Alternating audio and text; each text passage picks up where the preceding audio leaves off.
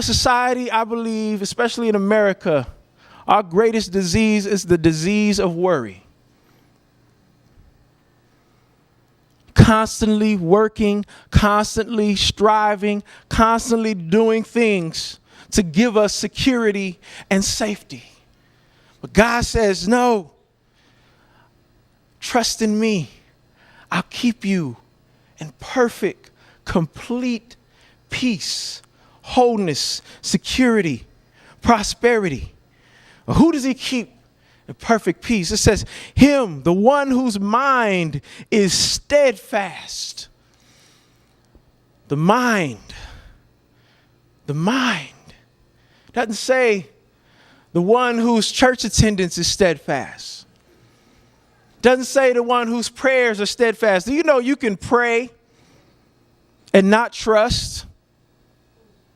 You could come to church and not trust. You can know all of the words and the pages of this book and not trust. Because trust starts here and here. He says the one whose mind is firm, who's constantly meditating, not on the problem, but meditating on the solution. The solution is God. The more and more you meditate on the problem, the less and less you get away from the ultimate solution. And so you try this and it fails you. You try that and it fails you. Oh, Dad, I'm gonna go get some. You know how they do the special loans. I'm gonna work this out myself. It doesn't work. I need to trust God for a spouse, and I'm just gonna date this person, and I don't care what they like. You just lower your standards. So you want to work it out yourself.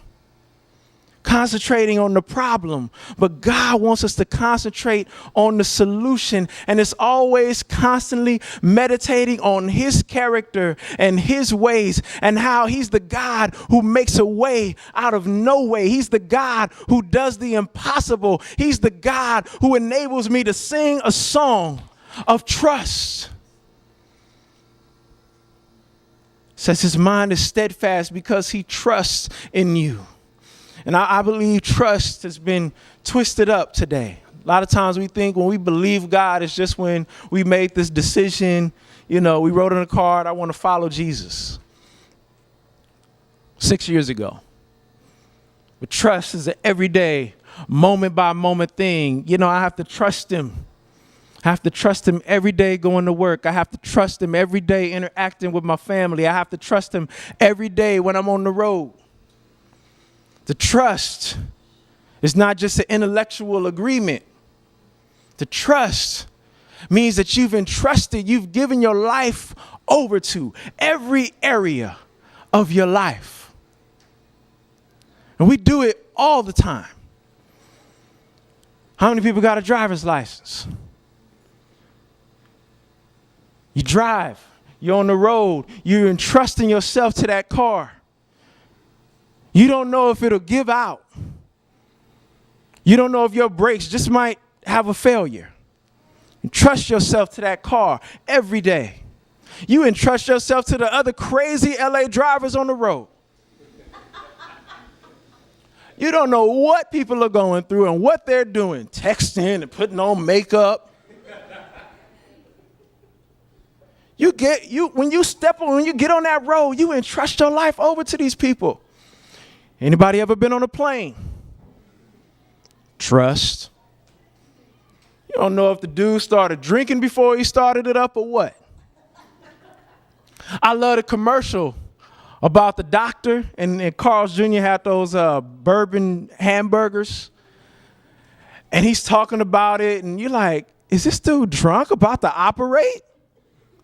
But think about it. You don't really know your doctor. If you've ever been in surgery, that is a huge amount of trust because you're knocked out. You don't know what this person is doing. And so we trust these human people or these natural things. The reason being is because we see evidence that they work.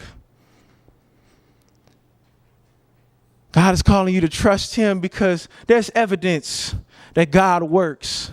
And the evidence is right here in this room that God works. Me personally, I've been talking to Yvette. It's like every day I tell her something that I used to do in high school or after I graduated, and she's like, "You're still alive?" And I don't even think about it. I look at her like, "What do you mean?"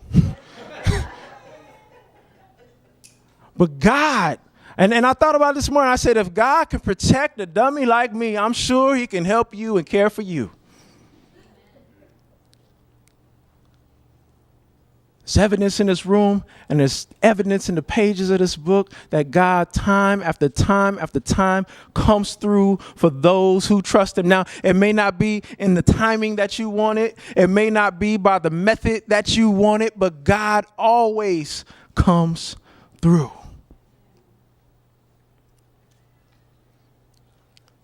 Because he trusts you. He says, trust in the Lord forever. That makes it not dependent on the times. Right now, we're facing hard times nationally, globally. But he says, trust in the Lord forever in the good times and in the bad times. When the economy's good, when the economy's bad.